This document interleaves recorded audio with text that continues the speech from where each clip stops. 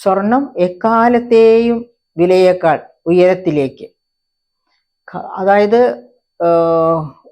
വച്ചടി വെച്ച് മുന്നേറുന്നു സ്വർണ്ണവില എന്ന് പറയുന്നതായിരിക്കും ശരി. എന്താണ് സ്വർണത്തിന്റെ വിലയിൽ ഇത്രയധികം കുതിച്ചു ചാട്ടത്തിനുള്ള കാരണം? അതായത് ഏറ്റവും പ്രധാനപ്പെട്ട കാരണം വ്യക്തികൾക്കും രാഷ്ട്രങ്ങൾക്കും സ്വർണത്തിലുള്ള കമ്പമാണ്. ഒന്നാം ലോക മഹായുദ്ധകാലത്ത് ഗ്രേറ്റ് ബ്രിട്ടന്റെ കയ്യിലായിരുന്നു ലോകത്തിന്റെ സ്വർണ നിധിയിലെ മുഴുവനും തന്നെ ഏറ്റവും വലിയ ഭാഗം.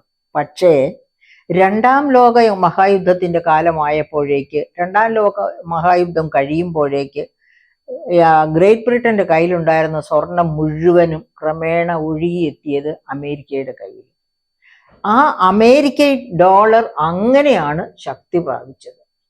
അതിനുശേഷം നമുക്കറിയാം, കഴിഞ്ഞ പതിറ്റാണ്ടുകളിലൊക്കെ 1945 IMF സ്റ്റാർട്ട് ചെയ്യുന്നു. അതും കഴിഞ്ഞ് 1966 SDR സ്പെഷ്യൽ ഡ്രോയിങ് റൈറ്റ്സ് എന്ന് പറഞ്ഞ് ഒരു ഇന്റർനാഷണൽ കറൻസി പോലെ ഒന്ന് കൊണ്ടുവരുന്നു.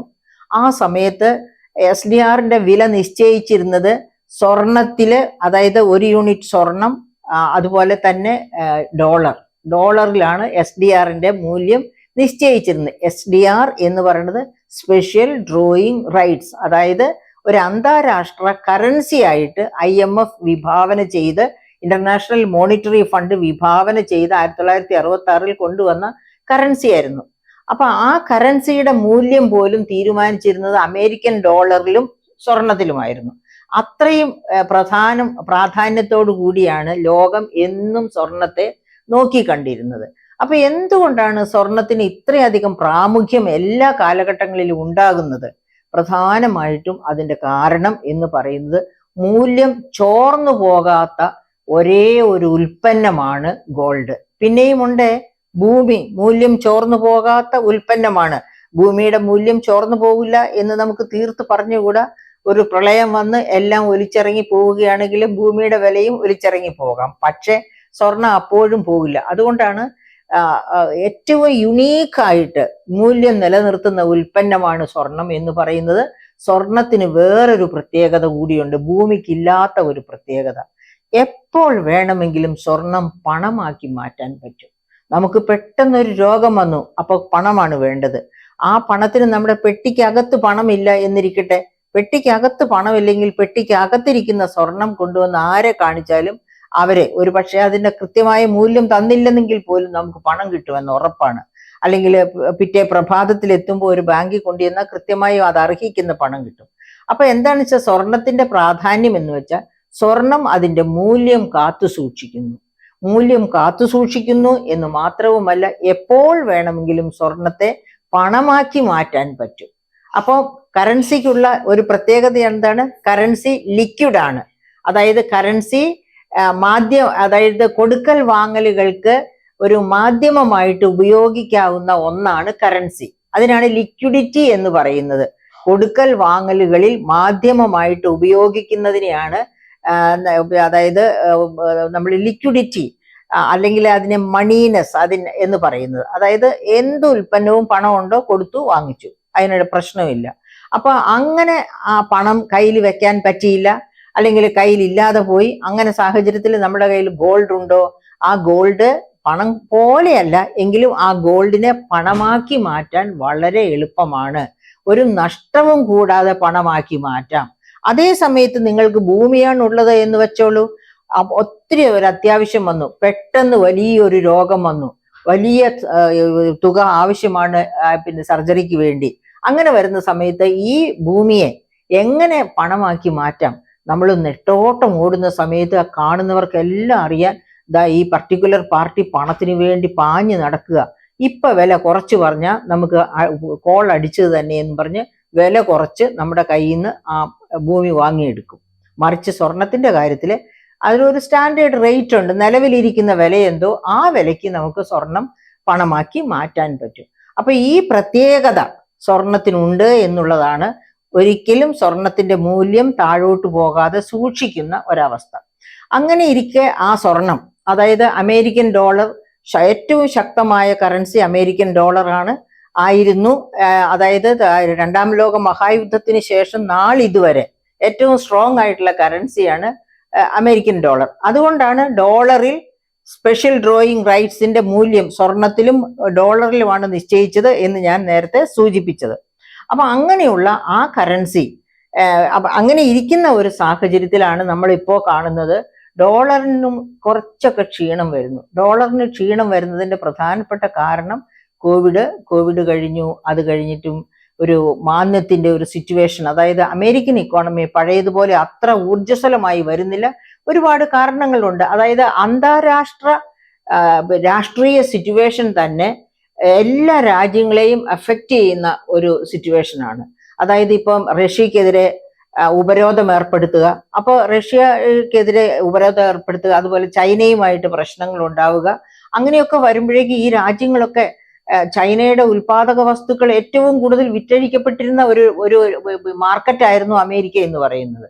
അപ്പൊ അങ്ങനെയൊക്കെ അങ്ങോട്ടും ഇങ്ങോട്ടും കൊടുക്കൽ വാങ്ങലുകളിൽ വരുന്ന വ്യത്യാസം, അത് ജിയോ പൊളിറ്റിക്സിൽ ഉണ്ടാകുന്ന വ്യത്യാസം, ആ വ്യത്യാസം ഓരോ കറൻസിയെയും ബാധിക്കും. അമേരിക്കൻ കറൻസിയെയും അത് കുറച്ച് ബാധിച്ചിരിക്കുന്നു. അതുകൊണ്ടാണ് സ്വർണത്തിന്റെ വില ഇത്ര വച്ചടി വച്ച് കയറുന്നത്. അല്ലെങ്കിൽ എന്താണ് സാധാരണ മനുഷ്യർ ചെയ്യുക? കൂടുതൽ അസറ്റ്സ് ഉള്ളവർ എന്ത് ചെയ്യും? അത് അമേരിക്കൻ ഡോളറിൽ സൂക്ഷിക്കാവുന്ന അത്ര അമേരിക്കൻ ഡോളറിൽ സൂക്ഷിക്കും. അതുപോലെ സ്വർണത്തിൽ സൂക്ഷിക്കാവുന്ന സ്വർണത്തിലും സൂക്ഷിക്കും. ഏറ്റവും കൂടുതലായിട്ട് അമേരിക്കൻ ഡോളറിലായിരിക്കും സൂക്ഷിക്കുക. കാരണം എന്താണ്? ഈ സ്വർണം ഞാൻ പറഞ്ഞതുപോലെ വിൽക്കാൻ ആളെ കണ്ടുപിടിക്കണം, ബാങ്കിലൊക്കെ കൊണ്ടുപോയി. മറിച്ച് അമേരിക്കൻ ഡോളർ ആണെങ്കിൽ വളരെ ഈസി ആയിട്ട് എക്സ്ചേഞ്ച് ചെയ്യാൻ പറ്റും.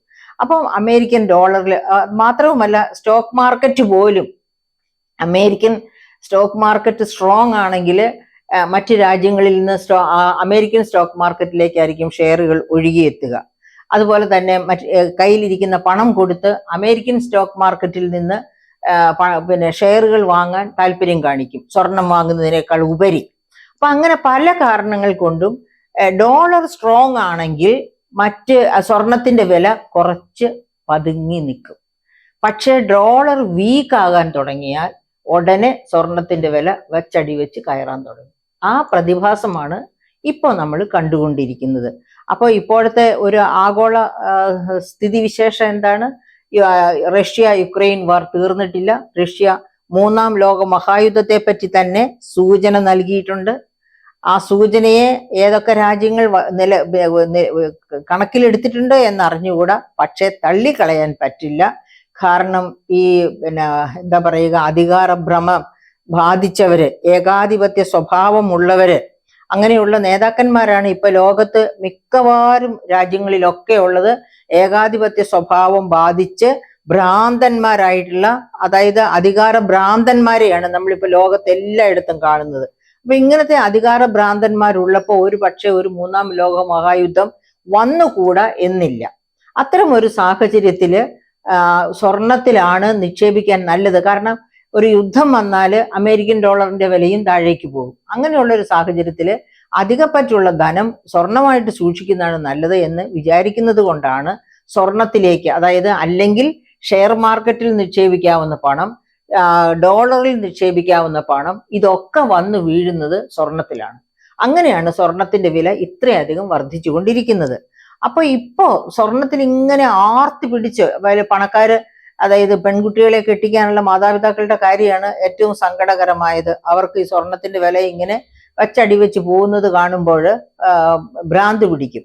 അത്തരം മാതാപിതാക്കൾ എന്താ ചെയ്യേണ്ടത്? സ്വന്തം മക്കളെ, ഏത് മാതാപിതാക്കളും കുട്ടിക്കാലത്തെ പറഞ്ഞ് ശീലിപ്പിക്കുക. ഈ മഞ്ഞ ലോഹം കെട്ടി തൂക്കുന്നതുകൊണ്ടല്ല ഒരു പെൺകുട്ടിയും പെൺകുട്ടിയായി മാറുന്നത്, ഒരു പെൺകുട്ടിയും ഒരു അസറ്റായി തീരുന്നത്. അവളുടെ ബുദ്ധി വൈഭവം കൊണ്ടാണ്. അവൾ ബുദ്ധിപരമായിട്ട് എങ്ങനെ മുന്നേറണം എന്ന് കണ്ടുകൊണ്ട് ചതുരംഗ കളിയിലെ കട്ടകളെ എങ്ങനെ നിയന്ത്രിക്കണം എന്ന് പഠിച്ച് തൻ്റെ ജീവിതത്തിലെ കട്ടകളെ എങ്ങനെ നിയന്ത്രിക്കണമെന്ന് പഠിക്കുകയാണ് ഒരു പെണ്ണ് ചെയ്യേണ്ടത്. അങ്ങനെ ചെയ്യുന്ന ഒരു പെൺകുട്ടിക്കും സ്വർണം കിട്ടിയില്ല അല്ലെങ്കിൽ സ്വർണം കൊടുത്തില്ല എന്നതൊരു ദുഃഖമായി തീരേണ്ട കാര്യമില്ല. കാരണം അവളുടെ വിധി അവൾ തന്നെയാകും എഴുതുക. അത്ര ശക്തരാണ് സ്ത്രീകൾ എന്ന് ലോകത്തിലെ ശക്തരായ സ്ത്രീകൾ കാണിച്ചതുണ്ട്. ഈ പ്രാവശ്യത്തെ തന്നെ നമ്മുടെ സിവിൽ സർവീസിൽ, കഴിഞ്ഞ വർഷത്തെ സിവിൽ സർവീസിലാണെങ്കിൽ ആദ്യ 4 റാങ്കുകളും പെൺകുട്ടികൾക്കായിരുന്നു. ഈ പ്രാവശ്യവും ഒട്ടും മോശമല്ലാത്ത നിലവാരത്തിൽ തന്നെയാണ് പെൺകുട്ടികൾ സിവിൽ സർവീസ് ചെയ്തിരിക്കുന്നത്. അപ്പൊ അങ്ങനെ പെൺകുട്ടികൾക്ക് ആൺകുട്ടികളെ പോലെ തന്നെ ബുദ്ധിപരമായി ഈ ഒപ്പത്തിനൊപ്പം നിൽക്കുന്ന മിടുക്കരാണെന്ന് കണ്ടുകൊണ്ട് സ്വർണം വാങ്ങിയില്ലെന്നോർത്ത് സങ്കടപ്പെടേണ്ട ആവശ്യമില്ല. എൻ്റെ മകളാണ് എൻ്റെ ആസ്തി, അവൾ എനിക്ക് ബാധ്യതയല്ല എന്ന ധൈര്യത്തോടു കൂടി മാതാപിതാക്കൾ മുന്നേറുകയാണെങ്കിൽ ഒരിക്കലും അവർക്ക് സ്വർണത്തിന്റെ വില കുതിച്ചു കയറുന്നതിനെ ആകുലപ്പെടേണ്ട കാര്യമില്ല.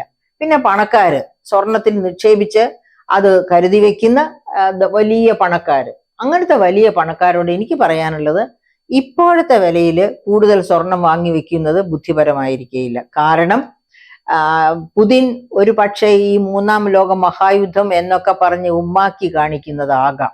അതല്ലാതെ മൂന്നാം ലോക മഹായുദ്ധത്തിലേക്ക് എടുത്തു ചാടാനുള്ള ധൈര്യം പുതിൻ ഉണ്ടാകുമെന്ന് എനിക്ക് തോന്നുന്നില്ല. വെളിപ്പെടുത്തുന്നത് ഇറാന്റെ ഒക്കെ കൂടെ ചേർന്ന് ഇസ്രായേലിനെ വകവരുത്തി കളയാം എന്ന് വിചാരിച്ചാകും. പക്ഷേ ഇസ്രായേലിന്റെ ശക്തി രണ്ടാം ലോക മഹായുദ്ധത്തിൽ ഈ ലോകം കണ്ടതാണ്. നാഗസാക്കിയിലും ഹിരോഷിമയിലും വർഷിച്ച ബോംബിന്റെ ഉൽപാദക കേന്ദ്രം സത്യം പറഞ്ഞാൽ ആൽബർട്ട് ഐൻസ്റ്റൈൻ ആണ് ആറ്റത്തിന്റെ ശക്തി കണ്ടുപിടിക്കുന്നത്. പക്ഷെ അതിനെ നശീകരണത്തിന് വേണ്ടി ഉപയോഗിക്കാനുള്ള തീരുമാനം അദ്ദേഹത്തിൻ്റെതായിരുന്നില്ല. അത് പക്ഷെ യുദ്ധത്തിലെ സഖ്യകക്ഷികളുടെ തീരുമാനമായിരുന്നു. അതനുസരിച്ചാണ് ആറ്റം ബോംബാക്കി വർഷിച്ചത്.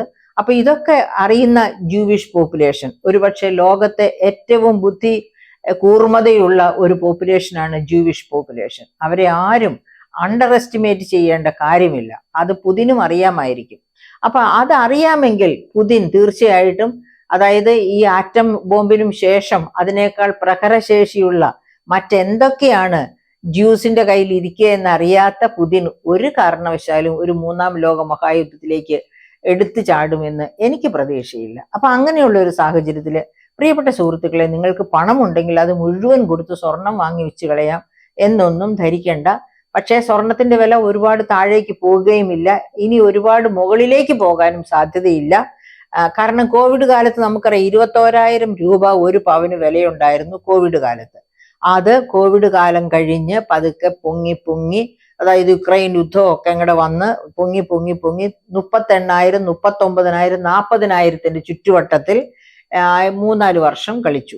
അതിനുശേഷം ഇതാ ഇപ്പോൾ 54,000 രൂപ വരെ എത്തിയിരിക്കുന്നു. 54,520 ഇന്നത്തെ വില. അപ്പൊ ഈ 54,520 രൂപയുടെ ചുറ്റുവട്ടത്തിൽ കുറെ കളിക്കും. പക്ഷെ അത് കഴിഞ്ഞ് ഒരു പക്ഷേ 40,000 താഴെ പോകാൻ സാധ്യതയുണ്ട്. അപ്പം അത് കാരണം കൊണ്ട്, അതായത് നോർമൽസി വന്നാൽ, അതേസമയത്ത് തേർഡ് വേൾഡ് വാർ വരുന്നെന്നുണ്ടെങ്കിൽ തീർച്ചയായിട്ടും പിന്നെ മുകളിലേക്ക് പോകും. അത് വരാൻ സാധ്യതയില്ല. അതുകൊണ്ടാണ് ഞാൻ പറയുന്നത് 54,520 രൂപയിൽ നിന്ന് പവന്റെ വില ഒരു 40,000 പോകാനുള്ള സാധ്യതയുണ്ട്. അതുകൊണ്ട് ഇപ്പോൾ ഓടിച്ചെന്ന് കണ്ടമാനം സ്വർണം വാങ്ങിച്ചു കൂട്ടിയാൽ ചിലപ്പോൾ ക്യാപിറ്റൽ ലോസ് എന്ന് വന്നുകൂടായികയില്ല. പിന്നെ സ്വർണം എന്ന് പറയുന്നത് ഒരു ഗ്യാംബ്ലിംഗ് പോലെയാണ്. സ്വർണത്തിൽ പക്ഷെ ഒരു കാര്യമാണ്, ഗ്യാംബ്ലിംഗിൽ നഷ്ടപ്പെട്ടാൽ മുഴുവൻ നഷ്ടപ്പെടും, സ്വർണത്തിൽ നഷ്ടപ്പെട്ടാലും കാര്യമായിട്ട് നഷ്ടപ്പെടില്ല. പിന്നെ നിങ്ങൾ 54,000 മേടിച്ചാലും 54,000 വരുമെന്നേ. ഇനിയും പ്രതിസന്ധികൾ ആഗോളതലത്തിൽ ഉണ്ടാകും. അപ്പോഴേക്കും വീണ്ടും സ്വർണത്തിന്റെ വില 54,000 കടന്നു മുകളിലെത്തും. അതിന് ചിലപ്പോൾ 10 വർഷം പിടിച്ചെന്നിരിക്കും. അത്രയേ ഉള്ളൂ. അപ്പൊ അങ്ങനെ ഉള്ള സ്വഭാവമുള്ള സ്വർണത്തില് വിന്യസിക്കാം, വിന്യസിക്കാതിരിക്കാം. അതായത് പെട്ടെന്ന് സേഫായിട്ട് നിങ്ങളുടെ സമ്പത്ത് സൂക്ഷിച്ചു വെക്കണം എന്നുണ്ടെങ്കിൽ സ്വർണത്തിൽ നിക്ഷേപിക്കാം. പക്ഷെ നിങ്ങളുടെ പെൺകുട്ടികളെ കെട്ടിച്ചു വിടാൻ എന്ന് വിചാരിച്ച് സ്വർണത്തിൽ നിങ്ങൾ നിക്ഷേപിക്കരുത്. പെൺകുട്ടി നിങ്ങളുടെ അസറ്റാണ്, സ്വർണത്തെക്കാളൊക്കെ എത്രയോ മൂല്യവത്തായ അസറ്റ്. അവളെ അങ്ങനെ തന്നെ വളർത്തുക. അവൾ മിടുമിടുക്കിയായിട്ട് ബുദ്ധി കൊണ്ട് ലോകത്തെ ഭരിക്കട്ടെ, ആ തരത്തിലേക്ക് അവളെ വളർത്തി വിടുക. അതല്ലാതെ അവൾക്ക് വേണ്ടി സ്വർണത്തിൽ നിക്ഷേപിച്ചല്ല നിങ്ങൾ അവളെ വളർത്തേണ്ടത്.